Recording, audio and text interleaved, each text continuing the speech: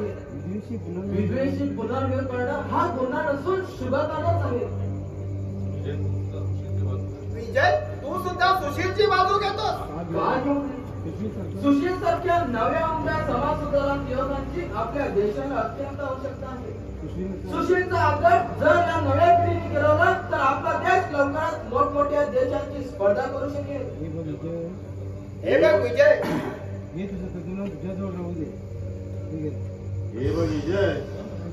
हे तत्वज्ञान तुझं तुझपाशी राहू दे. त्याच्या ह्या बाबतीत काही उपयोग होणार नाही. 4 गोष्टी शिकलास आणि आम्हाला शाळेपण शिकवायला लागला. आबा, आपण आता माग जात नसून पुढे जात आहोत.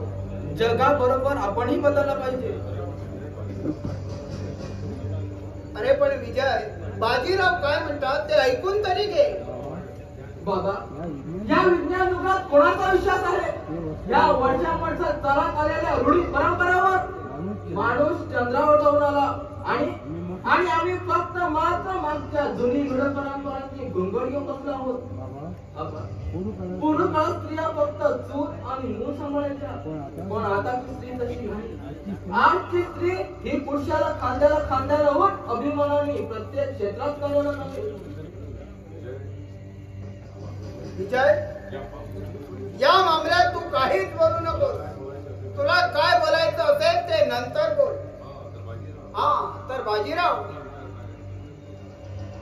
आपला उत्तर काय आहे ते तरी कळू दे. म्या काय सांगणार? मुलगा तुमचा आहे. तुम्ही काय निर्णय घ्या तेच तरी सांगा. असं म्हणू नका बाजीराव.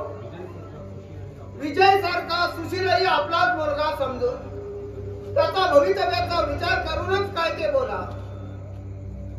विजय, तू केव्हा आलास? बाबा व काका कसली सल्ला मसलत करताय? तर आबासाहेब, सुशील जे करायला निघालाय ते चांगलं नाही. हा अशानं सगळ्या समाजात आपलं नाक कापलं जाईल. अहो, विदेशी लग्न करणं आमच्या पूर्वजांनी घातलेल्या चालीरीती पायाखाली तुडवण्यासारखं आहे. सुशीलच्या जागी जर माझा मुलगा असता तर म्या त्याला सरळ घराबाहेर हाकलून दिलं असतं. पण तात्या, चूप. आमच्या इच्छेविरोध विदेशी लग्न करतो म्हणे. तर आबासाहेब, तुम्ही सुशीलला शेवटचं विचारून बघा आणि ऐकला नाही तर माझा सल्ला वापरा. पण तात्या, माफ करतो, हा माफ करा, मध्येच बोलतो म्हणून. तर तात्या, आज भैया विद्वेषी लग्न करतो म्हणून तुम्ही त्याला घराबाहेर काढता आणि उद्या जर का तुमच्या विजयने परधर्माच्या मुलीशी विवाह केला तर काय कराल? बेशक याही प्रश्नाला तेच उत्तर दिलं जाईल. पण माझा विजय तसलं हीन कृत्य कधी बी करणार नाही. आपला समाज चुकीचा आहे. आबा, म्हणजे मी नाही समजलो. आबा, सुनील जे काही वर्तवलं ते सत्य आहे. माझ्या एक परधर्म मुलीवर प्रेम आहे आणि मी तिच्या बरोबरच लग्न करणार हे नक्की. अरे विजय, हे काय तू बोलतोयस? अरे तू माझा एकुलता एक पोरगा आहेस आणि जर तू असं केलं तर आमचं का होईल रे? आबा, या जाती आम्ही मानवाने निर्माण केल्या आहेत. या विश्वात जाती फक्त दोनच, स्त्री आणि पुरुष. काय सुनील? अगदी बरोबर. आणि तेच सगळ्या शाळा कॉलेजात शिकवलं जातं. अरे विजय, हे तुझं भाषण बंद कर. तुझा विचार तू बदलला नाहीस. नाही लाजानं तुला घरातून मला हाकलून द्यावं लागल. अरे एक वेळ विदेशी लग्न केलं परवडलं, पण हिंदू तरुणाने मुसलमान पोरीशी लगीन कदापि शक्य नाही. ते माझा निश्चय पक्का आहे. आबा, पण माझा बी निर्णय पक्का ऐकून घे. आजपासून तुला या माझ्या घराचा दरवाजा बंद राहील.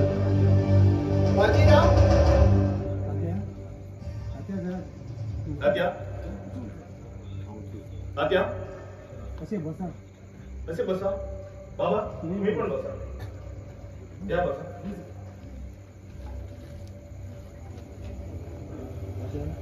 तात्या बाबा आज भैया विधवेशी आणि विजय परधर्माच्या मुलीशी लग्न करतो म्हणून तुम्ही त्याला घराबाहेर काढता. समजा उद्या मी म्हणेन एका अत्यंत गरीब कुटुंबातील मुलीशी लग्न करणार, तेव्हा मलाही घराबाहेर काढा. कारण याही वेळी तुम्हाला हुंडा मिळणार नाही. बोला बोला, यावर काय उत्तर द्या? आपण जाईल घरातून. तुझं म्हणणं काय? अरे अरे पण तुम्हाला आज झालं तरी काय? तर हे सारं कशासाठी? या डोंगी समाजाच्या प्रतिष्ठेसाठीच ना. तुम्हाला हुंडा नको असतो, पण हा समाज काय म्हणेल की अमक्याची सून हुंडा द्यायच्या अगोदरच आली, असंच ना? हो ना? वय वय वय. अरे ज्या समाजात त्या समाजात राहतो त्या समाजासारखं आपलं राहावं लागल. तात्या, तुमच्या या वयात आपण तिघही तुम्हाला सोडून गेलो तर तुमचा पुढा कसा होईल? आम्ही त्याचा विचारच केला नाही. होय की बाबा तात्या, जरा शांत चित्ताने एकाग्र मनाने विचार करा. उद्या समाजातील अनेक तरुण तरुणी असाच प्रकारचे निर्णय घेतील, तेव्हा त्यांनाही तुम्ही घराबाहेर काढा. याचा परिणाम प्रत्येक जण आपापल्या लाडक्या मुलांना दुरावणार. हो ना? हे सारं कशासाठी? या खोट्या समाजाच्या खोट्या प्रतिष्ठेसाठीच ना. सांगा बाबा, सांगा तात्या. पोरा, नाव राखलंच रे आपल्या घराण्यातलं.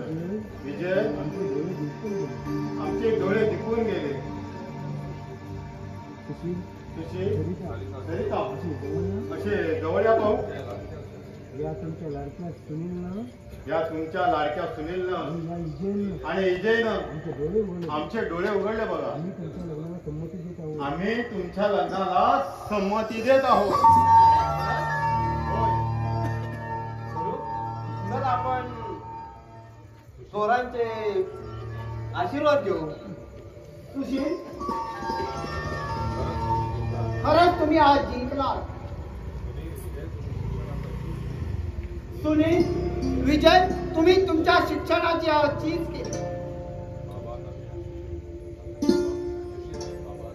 बाबा तात्या, मला मला वाटलंच वाटलंच होतं होतं लग्नाला तुम्हाला होकार देणार. आमच्या लग्नाला तुम्ही होकार देणारच म्हणून. वहिनी, मी सांगितलं नव्हतं ना. वहिनी, मी सांगितलं होतं तेच खरं ठरलं की नाही? विठू, अरे विठू, विटू, रे विटू. काय म्हणतात भाई? अरे मी तो कपाटात लाडवाचा डब्बा ठेवलाय, तो आण पाहू.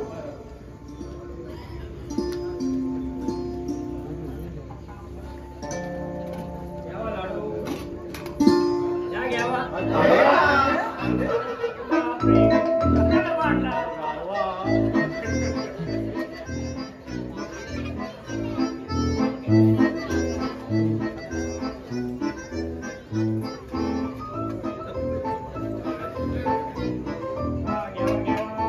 लाडू घ्यावा. खरेच लाडू आहेत ना? हो मग घ्यावा. हा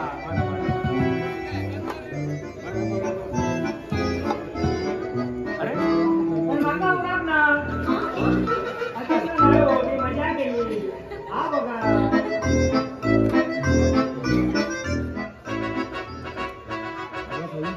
आबासाहेब, आता सुशील आणि विजय ह्या दोघांचं बी लगीन आता सुशील आणि विजय या दोघांचं लगीन एकाच मुहूर्तावर धूमधडाक्यात करूया. एकाच मुहूर्तावर धूमधडाक्यात करूया.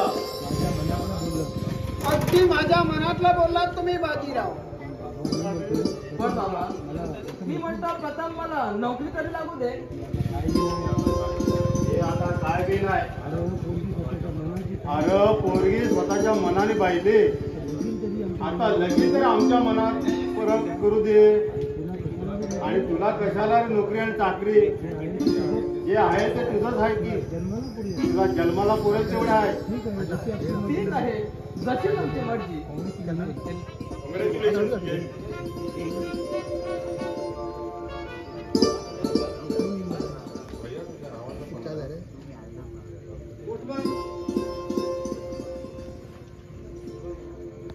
भैया, भैया, तुझ्या नावाचं तुझ्या नावाचं पत्र.